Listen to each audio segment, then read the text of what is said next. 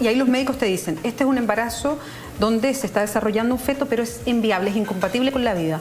No te lo dicen al tiro, porque los médicos han estado de manos amarradas. A mí me dolía mucho escuchar hoy día a varios diputados, especialmente de la UDI, decir que hoy día se hace aborto terapéutico en Chile, porque no es así. Los médicos están de manos amarradas, entonces lo que hacen es que te van llevando a una situación tal, a las mujeres, donde no quepa duda de que estás en riesgo. A mí me internaron finalmente casi muriéndome, porque esa era la única forma de que nadie se fuera preso, ¿no?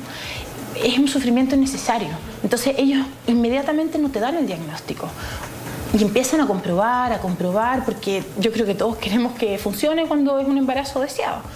Y ahí viene un proceso que es complejo, que es que tú empiezas a hacer más consultas en otros lugares, empiezan las dudas, empieza el miedo, porque sabes que vas a entrar en un terreno que es un delito, finalmente, para ti, para el médico, para todo tu cuerpo, digamos, de salud, que la matrona, en fin, una situación muy, muy terrible. ¿Y qué pasó con tu propia decisión, de la información que tenías en ese momento y la conversación, me imagino, con los médicos o con el médico que te estaba tratando respecto a lo que tú pensabas de lo que te pasaba a ti? Mira, hoy, o sea, en el 2016 hay una cantidad de exámenes ecográficos y de sangre y de algunos que hacen alguna pequeña intervención en el útero que te permiten realmente saber a ciencia cierta qué es lo que pasa con ese embarazo. Entonces, decir que hoy día un diputado, creo que fue Coloma, dijo que el 70% de los casos de inviabilidad estaban equivocados, eso es mentira. Entonces, da tanta rabia cuando tú escuchas a parlamentarios que son sujetos que uno supone que tienen cierta seriedad y cierta fuente. Creo que fue el diputado Salamanca de Renovación Nacional. ¿Salamanca fue? Ok. Sí. Sí, es que Coloma dijo otras cosas, después lo reafirmó, una aberración tras otra. Tú dices, bueno, ¿cómo está diciendo eso? Si hoy en día es absolutamente fácil comprobarlo. Y en mi caso fue así, empezaron estas señales extrañas, yo me sentía muy mal.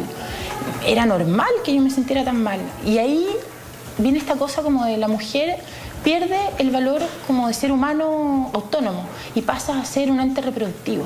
Y eso yo lo viví. Yo no podía caminar de lo mal que me sentía, pero el cuerpo médico no, es que es primeriza. Entonces ahí viene una desvalorización inicial donde le quitan importancia a lo mal que te sientes, a toda la situación que estás enfrentando porque eres primeriza, por ejemplo en mi caso. Y bueno, las señas ecográficas no eran muy claras porque efectivamente tuve la mala suerte de que el feto se desarrollara normal por fuera. Pero lo que ocurría es que como había un desorden genético que tenía más cromosomas, muchos más de los que tiene un ser humano, empezó a generarse una suerte como de cáncer en la placenta, en el mismo feto, que estaba como encapsulado en mi útero. Entonces, esto es indicación inmediata de aborto en todos los países del mundo. ¿Por qué? Porque se empieza a generar estos tumores y empiezan a filtrarse el resto de tu cuerpo. Y lo que ocurre es que la mayoría de los abortos espontáneos durante el primer mes o los 2 primeros meses ocurren cuando hay estos embarazos que son muy peligrosos. Pero como las mujeres somos vistas como vacas reproductivas, nos inyectan estrógenos, nos hacen obligar embarazos que tu mismo cuerpo está rechazando y ese fue mi caso. Entonces, finalmente el feto ya estaba más grande, la placenta era un racimo gigantesco de uvas. Yo no podías mirar eso en yo las veía en todas las ecografías. Todas las mujeres que tenemos embarazos inviables o de riesgo vemos esto, porque te hacen la ecografía y esto ocurre en tu cuerpo, no ocurre en otro lugar. ¿Y en qué momento te dicen los médicos, mira, esto es inviable y esto ya se vuelve riesgoso para ti, pero no hay nada que hacer? ¿Te lo plantean de esa manera? Así, literalmente. O sea, y luego es súper coincidente con la experiencia de otras mujeres que tomaron contacto conmigo y que hemos hecho un grupo de amistad y de conversar más que de acompañamiento. Los médicos, todos, te prometo, todas las mujeres que han tomado contacto conmigo, la primera cosa que les dicen los médicos es, no sé, virutilla al piso, sube y baja escaleras. O sea, ¿cómo es posible que en el siglo XXI un médico tenga que darte esa indicación como para no meterse en problemas? ¿no? Y para forzar una especie de aborto espontáneo. ¿No? Y a mí también me lo dijeron. Y uno está en un nivel de confusión y yo lo hice. O sea, yo caminé y subí escaleras como loca. Me acuerdo en una playa que tiene unas escaleras muy largas, era verano, entonces yo subí y bajaba escaleras. ¿Qué estoy haciendo? Yo ahora lo veo en retrospectiva del tiempo y en realidad es una estupidez que no tiene lógica absoluta. Y bueno, luego de esto, por supuesto, yo tenía una bomba de estrógeno, de hormonas que aguantaban el embarazo, no estrógeno, Entonces no, pues ni un síntoma, nada. ¿Y qué pasó? ¿Qué pasó después? Hicimos un examen genético que es antes de la amniocentesis, que se llama coriocentesis, que te pinchan un poquito y sacan de la placenta y ven genéticamente qué pasa. Y ahí vino el resultado demoledor y absolutamente incuestionable, que era un embarazo triploide, con una mola, se llama, con una configuración genética que es 69XXX. Tú y yo tenemos 46XX.